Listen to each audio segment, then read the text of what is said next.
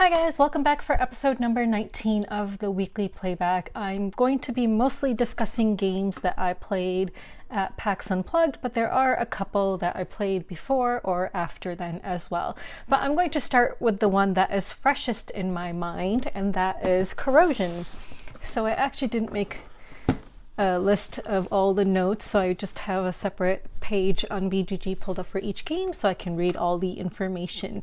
So Corrosion is a 2021 game. It is designed by Stefan Bauer, artist Dennis Lohausen, and publisher is, this copy is from Capstone Games, and I received this as a review copy from PAX Unplugged. So this is for 1 to 4 players. So this is an engine building game. So we played a 4-player game of it, so the maximum player count, and it was my first time playing it. As an engine builder, it's a bit interesting because you're building up an engine, but then you're also kind of like, you know, tearing down that engine. It's like corroding and you're trying to bring in new parts. So each player is going to have a board and you are going to start on the X spot pointing down, and on your turn, you basically can do one of 2 main actions, but there's also a maintenance phase. So you start with the maintenance phase, then you take your main action, then you have another maintenance phase, and then end of turn action if there's anything for end of turn that applies to you. So during the maintenance phase, anything that is in the X sector, whether they're engineers who are currently in that sector waiting to go home from their shift after you've used them, after you've done their ability, you put them in the sector that they belong to. So there's 4 different sectors, 1, 2, 3, 4. Engineers are numbered 1, 2, 3, 4, and you're going to put them in the sector that they belong to after you've used them. And also, you know, if you end up getting gears somehow, gears will always go in 3. When you build something, when you get machine parts, they're always going to go in 3 unless they're chrome machines, which go on another board that you have. So anything that's in Sector X will be removed if you know, in the beginning of your maintenance phase and then at the end of your maintenance phase. And of course, if you turn, so one of your main actions is that you can play an engineer, or you can turn this wheel and then activate all of your machine parts so you can get the different things that the different machine parts have.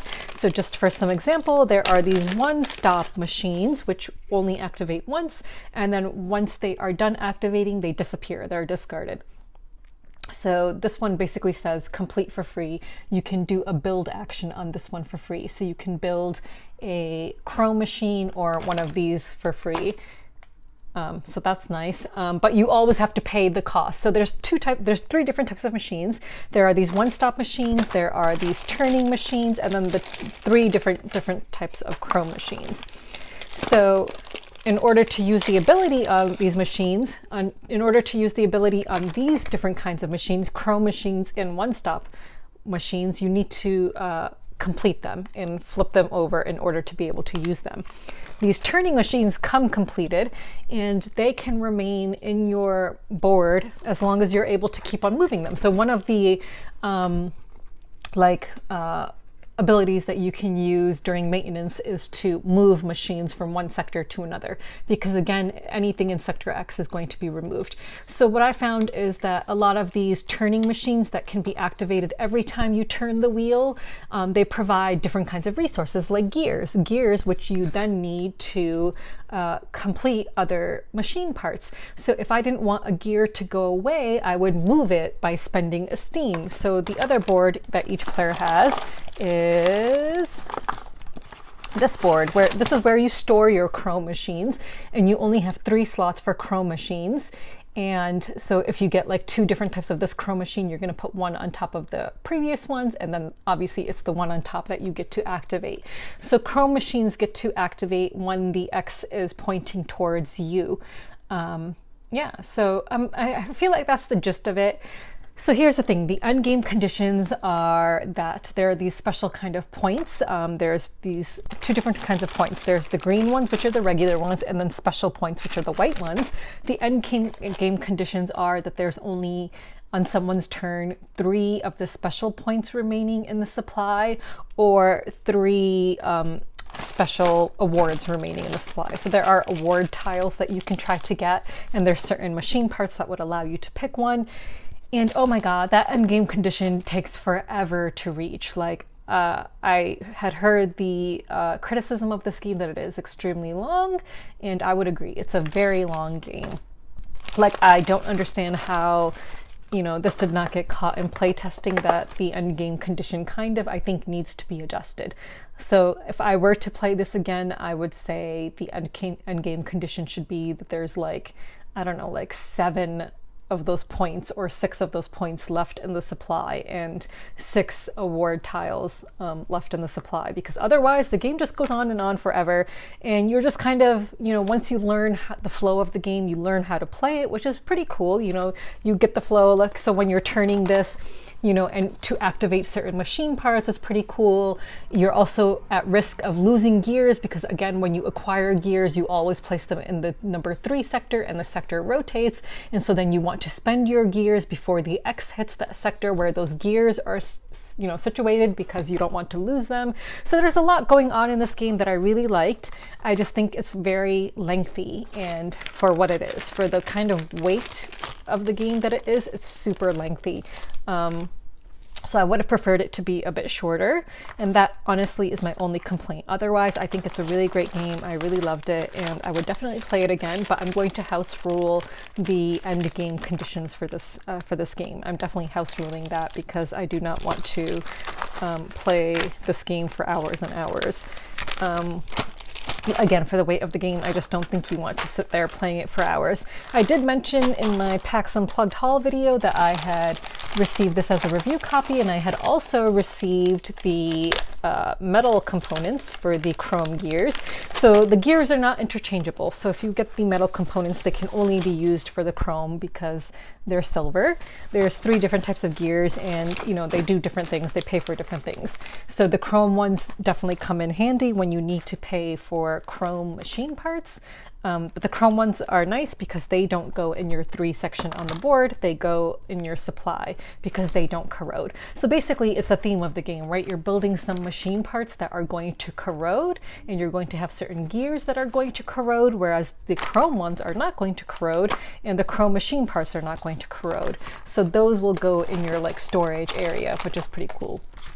So thematically, it's a really good game. I like it. I think the theme, it fits really well. The theme fits the mechanics, and that is always super important to me when I play a game. I want the theme and the mechanics to mesh together really well, and I think that this game does a wonderful job with that. I just think it's long, and I'm definitely house ruling the end game conditions, and that's it. And then I think it will be a really great game by house ruling the end game conditions. So that was Corrosion, and I hope to play it again. So yeah, so thank you to Capstone for giving me a review copy of that. So let's move on to... I guess I'll first talk about all the games that I actually have here with me. Actually, you know what? I'll talk about a game that I don't have with me because that was at PAX Unplugged, and that was 1923 Cotton Club. So this is designed by Pau Carles. And it is for 2 to 4 players. The artist is Pedro Sorto. The publisher is Looping Games. Did I mention it was for 2 to 4 players? I can't remember if I did. Okay, so this is a card drafting game, worker placement. You have different workers.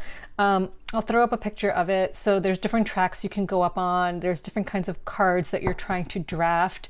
You're taking turns, so you're putting out a worker, and then someone else is going to put out a worker. And if they put it in like the same kind of section, like for example, if they're trying to go up on like the drinking track, like there's like an alcohol track or something like that. I can't remember the exact names.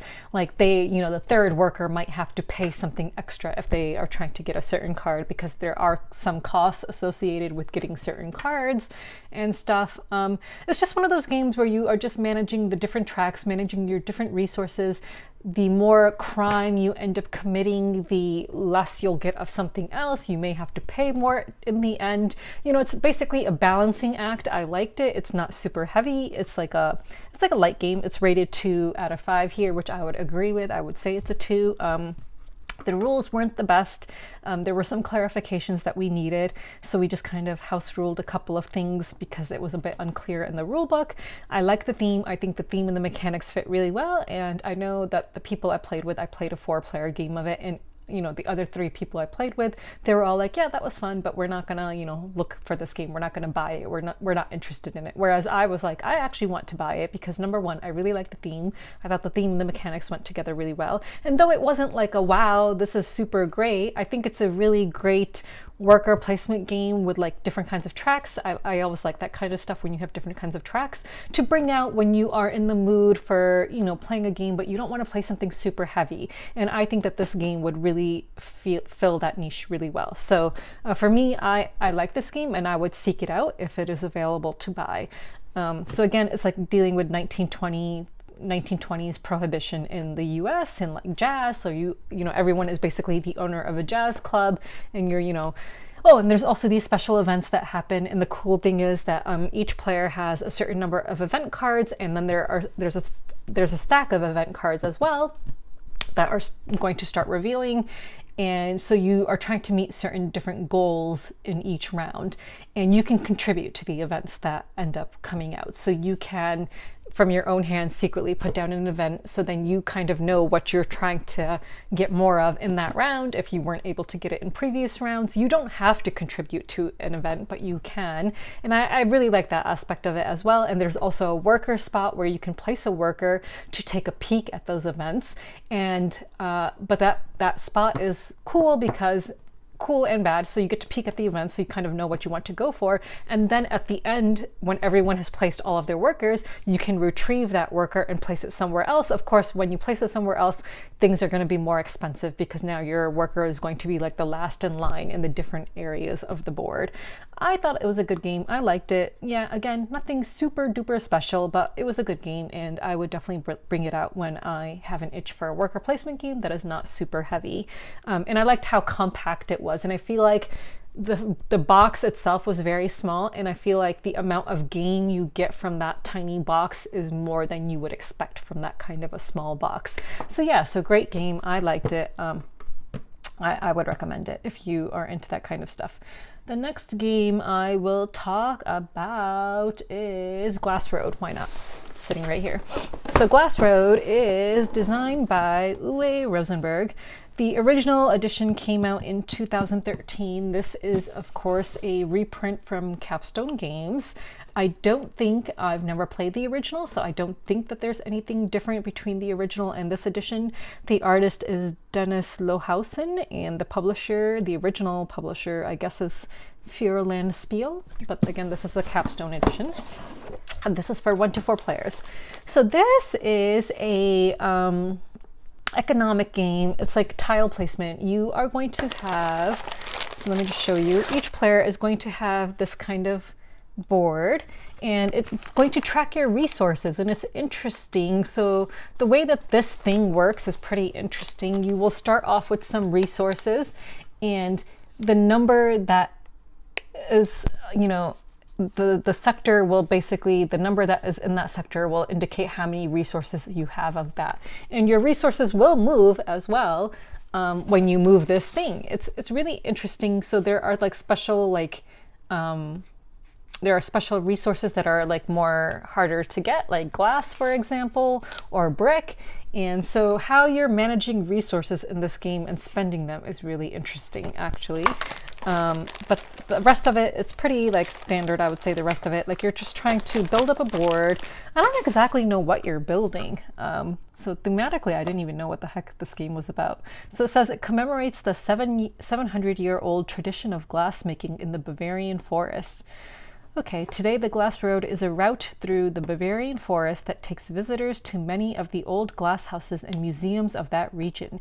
You must skillfully manage your glass and brick production in order to build the right structures that help you keep your business flowing. Cut the forest to keep the fires burning in the ovens, and spread and remove ponds, pits, and groves to supply yourself with the items you need. 15 specialists are there at your side to carry out your orders. Oh yeah, so that was another cool thing. So the mechanism in this game with the cards is similar to what you would see in something like Witch's Brew or Broom Service. So each player is going to have the same kind of specialists in their hands, and each player is going to put down, face down, which card they want to play in that round. And if you are the only one with that card, and it's your, you know, active turn, you get to take both actions. However, if another player has that card as well, then you only get to, if I remember correctly, I don't think you then get both actions, or they only get like one action and you still, no, then you only get one as well. You choose which one you want. So it's one of those things where you want to try and play a card hoping that no one else is playing that card as well. And different cards do different things. You can like try to get a certain kind of tile you want to add to your board. You can try to get more resources of something that you need. You know, you can try to burn a forest to make room for other tiles. I did really badly in this game. I played a 3-player game of it, and I guess I just wasn't getting the right tiles I needed or something, or just wasn't situating them properly on my board. So again, it's a tile placement board. You have like a grid, and you're just trying to burn forests and, you know, get rid of stuff so that you can add in more of these tiles. But yeah, I did very badly, but it's an interesting game. I think it's a good game. It feels like a very classic Euro when you play it. Like, you know, nothing super flashy, but really good. So yeah, so I liked it, and I would recommend it if you're into like very classic Euros. So that was Glass Road. The next game I will talk about is, let's talk about City Builder. So City Builder is by, let's see who it's by. Okay, so this is a 2021 game by Andre Philippe. Artist is Andrew Dorland. Publisher is Inside Up Games, for 1 to 4 players. Now this is a tile laying game. It's pretty cool. So this can be played cooperatively or competitively. I played a 4-player competitive game of this, and I really liked it. So I just want to show you what the setup looks like, because this is what the setup is going to look like. In the middle, you are going to have monuments which you can draft. Each player is going to have their own player board, which is, sorry, their own city. Each player is going to have their own starting city tile, and between each player you're going to have this board that has different nobles and commoners on it, settlers. And in the middle is going to be purple ones. And then off to the side, you're going to have randomly drawn settlers, commoners, and nobles placed there. And you are trying to populate your board quickly before your opponent does, because once there is just one left in each section, so like for example, if I'm sitting here, this opponent is sitting here, I'm going to be trying to populate my board with settlers from this side, while my opponent's going to be trying to populate their settlers from their board from this side. And so you're going to look at which colors are there and try to position your tiles in your city in such a way that you can draft these settlers to populate your city. So there's 5 different colors. There's orange, blue, green, and red. And then of course the purple ones. And the requirements for populating your cities are this. So like for example, if you want to, so there's certain starter tiles, and then the main city starting tile. So you will end up forming districts, and your districts will be any section that is enclosed by roads. Like, so for example, this section would be, you see this little square here? That would be a district. However, there's nothing to populate, because what you're trying to populate is houses, empty houses, and houses are empty buildings that have a white roof on them. So you want to try and create enclosed districts, but will also have empty buildings that are houses, and you want different colored buildings in them, because that dictates what kind of settlers you can populate your city with. It is super thinky. I seriously love this game. I thought it was really good, and I seriously cannot wait to play more plays of this. Like for a tiling city building game, I absolutely loved it. Like this is the kind of city building game I feel like I've been wanting to play for a long time. So I really enjoyed it, and I highly recommend it.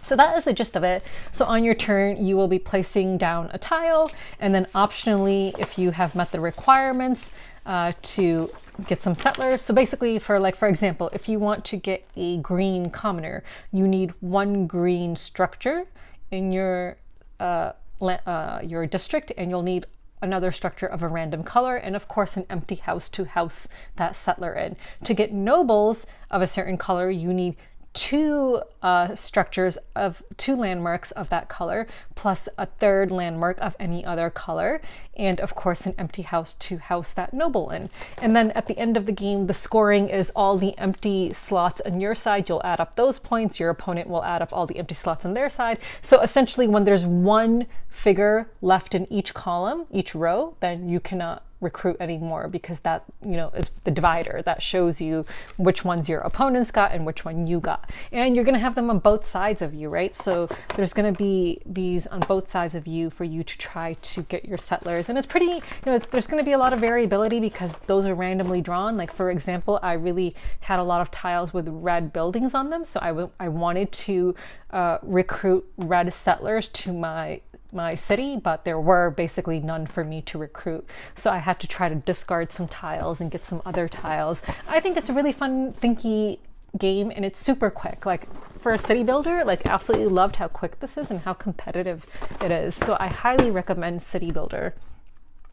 So yeah, so I was really lucky to get a review copy of that.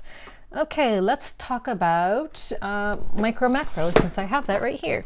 So I got to play MicroMacro at PAX Unplugged, and it was my first time playing it.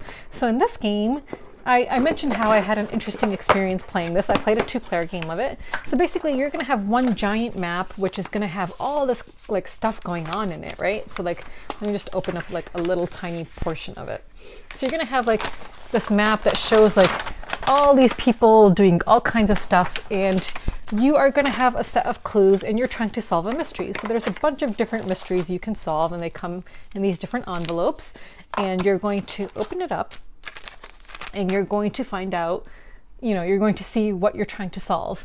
And so one person is going to be the one who reads the question, and then both of you, or however many of you there are, you're going to try to solve the questions together. And in a 2-player game, one person is in charge of the cards, because in case you make a wrong guess, then the other player has one more opportunity to make a correct guess so that you're not out. The interesting thing I thought about this game was I was the person in charge of the cards. So, you know, while we were answering the questions and going along with the mystery, which we did the hardest one, which was the full house one, we would often end up giving an answer to a question that we had not yet encountered. So we were always one step ahead of the game, which was interesting. So like, we would, you know, I'd be like, oh, okay, so yeah, we kind of know what's going on, but we're too far ahead. So we would have to backtrack on the map and try to like answer the more simplistic question, not the more advanced one that we had already gotten to. So I thought that was interesting. And in a solo game, I don't know how, whether, I guess I would still give myself the point and be like, yeah, I got it, and I can move on, because I feel like if you're a step ahead, like, you're just doing better detective work. So, right? So I don't know. Yeah, but I really liked it. It's like a Where's Waldo for adults. I think it's fun. Yeah, I think it's like something fun you can do on a rainy day if you are not in the mood to like pull out like a full big board game. You can do like this Where's Waldo like deduction game. So I think it's fun. Oh, sorry, but I should mention all the information. So this is MicroMacro. So it's for 1 to 4 players, designed by Johannes Siech, artist Daniel Gohl, Tobias Jokinch, and Johannes Siech, publisher Edition Spielwise. So yeah, I heard that it started out as like an internet thing, so I think you can even play it on the internet. I don't know. But yeah, so that I picked up from PAX Unplugged. I bought it. So the next game I will talk about is Sweetlandia. So I picked up Sweetlandia at PAX Unplugged. This is a 2021 game for 2 to 6 players, designed by Ryan Sutherland, published by Stoneblade Entertainment and Ultra Pro. So this is just a basic card like game where you're just it's an auction bidding game, so you're going to have certain cards out, and depending on the number of players, that depict different things and are of different suits, like different colors and stuff, like green, blue, whatever, and it's all based on like you're trying to create the most sweet city. But yeah, it's just a basic bidding game. What the interesting mechanism in this game is that the bidding cards, let me just show you the bidding cards. So each player is going to have their own set of bidding cards with different numbers on them from 1 to 30 8 or something like that, I believe. So not each player is going to have the same number of cards, but whoever puts down the highest number will get to select their card from the pool first to build their city. And as you're building more cities, you also have secret objectives and public objectives that you're trying to meet. The game takes place over 3 different rounds, and then whoever has the highest score will win. After you've completed 1 round, you pass your bidding cards to the left. So then you get a new set of bidding numbers, which I think is good. So you never have the same set of numbers to bid with, because that could be unfair, but it's interesting that they're all different numbers. I thought that was pretty clever. I like that. So yeah, so like I said, it's a basic, just a very basic card game, a really good filler game, I think. I liked it. I liked the artwork a lot. So the artwork was really what appealed to me, and I think it is a really fun filler game, and I'm actually glad I picked it up. I think for $10, which is what I paid for it, I think it was a good buy for $10. So yeah, so that is Sweetlandia. I'll just show you the box one more time. This is pretty. All right, up next, I'm going to talk about the Shipwreck Arcana. So this is a deduction game, 2017, designed by Kevin Bishop, artist Matthew Bishop, published by Meromorph Games. So I actually talked a bit about this in the last video, but I didn't have the game at that time. I actually purchased it after playing it. So I explained a bit of the mechanics in the last one, but I'll try again, try to do a better job. So each player is going to have tokens in front of them numbered 1 through 7, and those tokens are basically to assist other players. So when you are the active player, you do not get to talk. You're going to draw 2 tokens from this bag. There are 3 tokens of each number, 1 through 7. So you could end up drawing 2 of the same numbers, for example, but in this case I drew a 3 and a 5, and you're going to have cards laid out in front of you, and you are putting down one of those tokens face down on one of the cards that it might apply to. Oh, sorry, I'm showing you the special abilities side. So like, for example, this card says if one of your fates, and these tokens are called fates, is lower than the other, play the lower one here.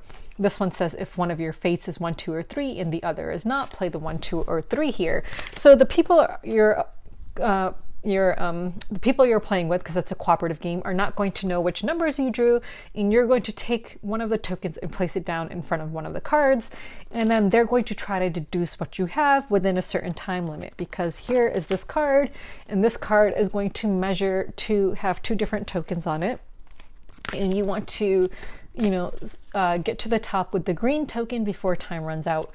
And so these tokens also have like little pips next to them, which indicates how quickly that card is fading. So for example, a 5 provides 2 fading tokens for pips, whatever, I don't know. So like, for example, this card, this requires 2 pips for it to fade and turn over, which means that the bad token will advance 2 spaces on this card unless you made a proper guess as to what remaining fate the other person had in their hand. It's a really cool deduction game. I like that it's really compact. I like that, you know, even when the cards, so like, for example, if you did not make a correct guess, then the card flips over and you get a one-time special ability to use, which might help you to guess. So last night we played a game, and it was really good because we were doing really badly in the beginning, and the red token was advancing really far, and we're like, oh crap, we're not going to, no, not last night, Wednesday night, and we're like, oh crap, we're not gonna like survive. But then we actually pulled it together in the end, and we did survive, which was really good. So yeah, it's a really good deduction game for like a small player count for 2 to 5, and again, it's a compact deduction game. I really like it. I would say, you know, check it out if you're into deduction games. So that is a Shipwreck Arcana, and again, the tokens in front of you are only to assist other players. Like, so for example, in your first turn in the game, the other players might say, okay, flip over 1, 2, and 3 after they've reached a consensus because they think that you don't have a 1, 2, or 3 in front of you.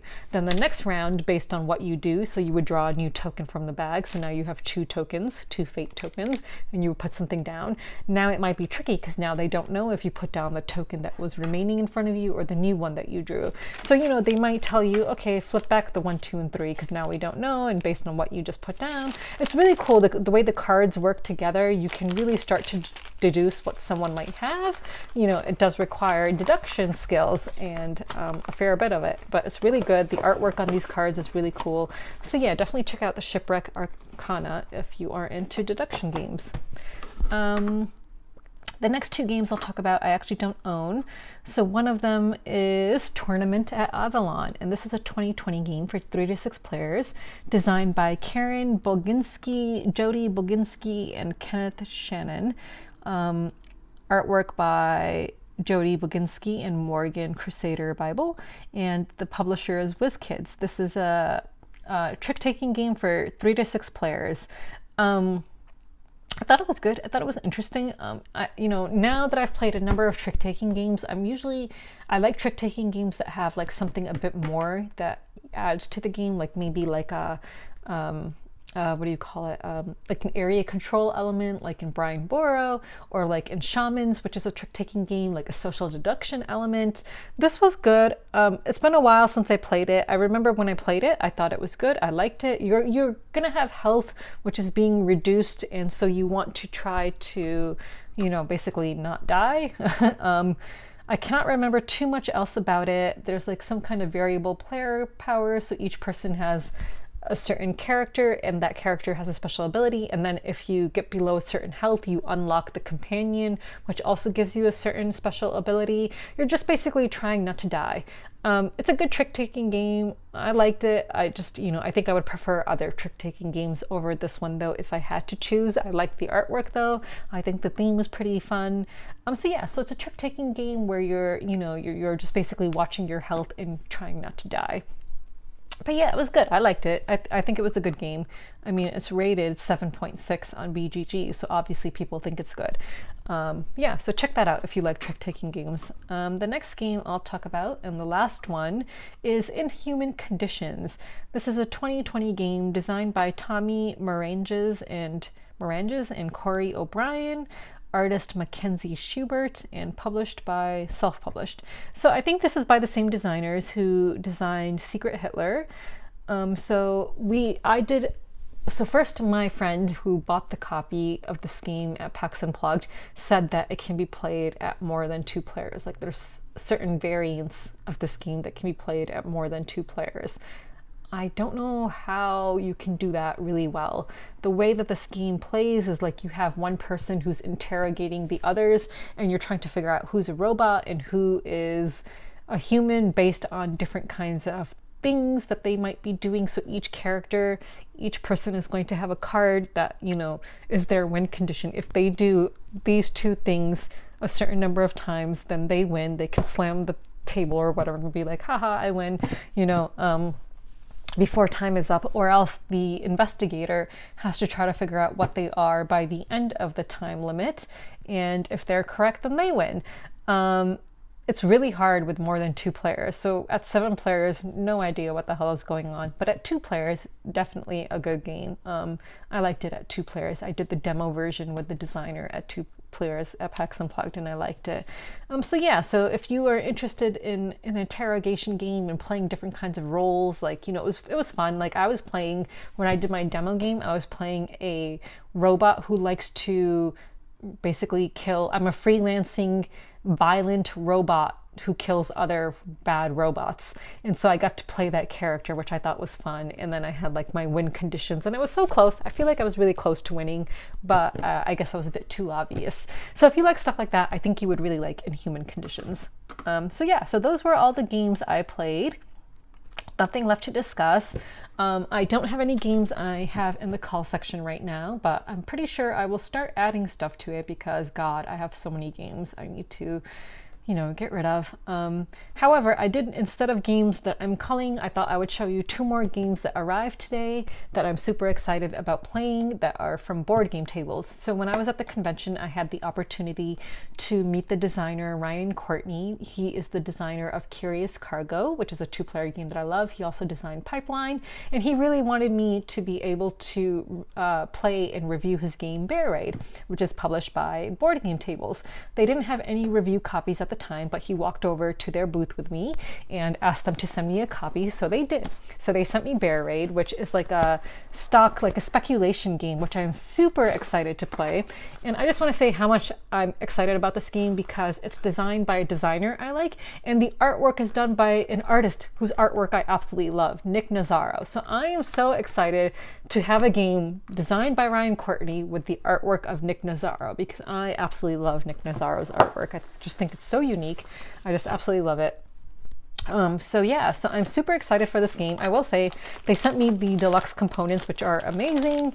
And so it's really hard to fit everything in this box. And then the money is all cardboard. The dice are really pretty. There's like all these different like pretty pastel colored dice, and then these cards, and then you have like player screens, and I don't know what these are yet, but different kinds of player screens with like, just absolutely love the artwork. Like seriously, I'm a huge fan of Nick Nazaro's artwork. So let me just show you some of these. Yeah. So yeah, I seriously cannot wait to play this. This is for 3 to 6 players. And again, it's published by Board Game Table. So I'm really excited that they sent this to me so quickly too, so quickly after PAX. Like if it had just come one day earlier, I could have showed it to you guys in my PAX haul video, because I feel like it's a part of my PAX haul, because they decided that they would send it to me at PAX because the designer requested for it to be sent to me. So yeah, let's just call this a part of my PAX haul. So yeah, so I'm super excited to play this, and I honestly just cannot wait. So I will try to get this played on Sunday if possible during a game night. And the other game they sent to me, so they, this was not requested to be sent to me. I requested it myself since they were sending me this one anyway. And I was like, well, there's this other game that I really want to play of theirs, which is Loot of Lima, which is a deduction game. This is a deduction game for 1 to 5 players. It is designed by Larry Levy and of course published by Board Game Table. So they sent this to me as well. I have not unboxed it. I've just opened it and it looks amazing. I absolutely love the artwork, the colors. I just and the fact that it can be played solo. Like I'm super excited about it. And it's about Peru, and as someone who has been to Peru and absolutely loves Peruvian food, if you follow me on Twitter, you know how obsessed I am with Peruvian food. I'm super excited for this, like seriously super excited. Yeah, just cannot wait. Yeah, so thank you to Board Game Tables for sending these to me. Just really excited about that. I realized that there was a question I did not answer. Someone had asked me what was like the standout game or the biggest surprise of PAX Unplugged. Well, I guess I kind of answered it because I didn't play enough games for there to be a standout game for me, unfortunately. So, I guess I'll just go with like MicroMacro. I don't know. I guess it was more fun than I thought it would be given what it is. Yeah, it's like, Where's Waldo for adults? And it was more fun than I thought it would be. Like, I was like, what is the fun about just sitting there like searching for stuff, but you're really trying to put together a mystery. And it's cool too because like you can see like characters from other mysteries that you're going to end up solving. So you will be searching on this map for something, and then you'll see another murder somewhere, and you'll be like, oh, okay, well, now we know that someone gets murdered doing this, but it's not in this mystery. So that was kind of fun. I actually really like that. It's like a very violent city, whatever city that is, it's really violent. so yeah, so absolutely love that. I think it's fun. And if you can get your hands on it, I think one of the retailers that I tend to order games from is called Board Game Bliss. Based in Canada. They have really great customer service as well, and they have a really good rewards program. I think that they had it back in stock. So if you're looking for MicroMacro, check out boardgamebliss.com. Like I said, they have a good rewards program. I don't actually have any other questions or anything else to discuss, except I did see someone post something on Twitter saying something about, do you want your content creators to, or how many content creators actually get like manicures before they make board game content? Because, you can see people's nails up close, so I don't have the time or the money to go get manicures. Like, I don't know who has time for that. So like, I think I've gotten a manicure only 3 times in my entire life. And 2 of them were for other people's weddings. And for people who do follow me on Twitter or have seen some of my interviews, you would know that I'm actually divorced, and I actually didn't even get a manicure for my own wedding. Like I actually forgot about it. So like, yeah, so, and I don't have the time to do my own nails. What I do though, is I'm very OCD about like my cuticles. So every day after I shower, I try to tidy up and neaten up my cuticles so that they look nice and don't look, ugh, just for my own self. Like even before I became a content creator, I was like really obsessed about that. Like I spend way too much time, tidying up my cuticles and making sure they're fine. So yeah, so I apologize if you, hope to see someone with manicured nails, presenting board games to you. I try to do my best to make sure my nails look nice and clean and everything like that for you. I am pretty clean myself. I'm just, I have a lot of OCD about stuff like that. So yeah, so I guess I just wanted to address that in case, I hope my nails don't look bad for you guys. But yeah, I thought that was interesting that someone would bring that up. I'm just like, who has time for that? And who has money to go get that many manicures and stuff? I certainly don't. And I don't have the time to paint my own nails. Like, again, I have OCD, and like painting nails is like a couple of hours worth of time for me, because then I'm like trying to sit there and, make sure that there's no like nail polish that's on my cuticles and not on my nail. And I'm trying to tidy them up. And then you have to like really wait for them to harden. And yeah, it's just a process. So yeah, so I guess that's it. So yeah, until next time, guys, bye.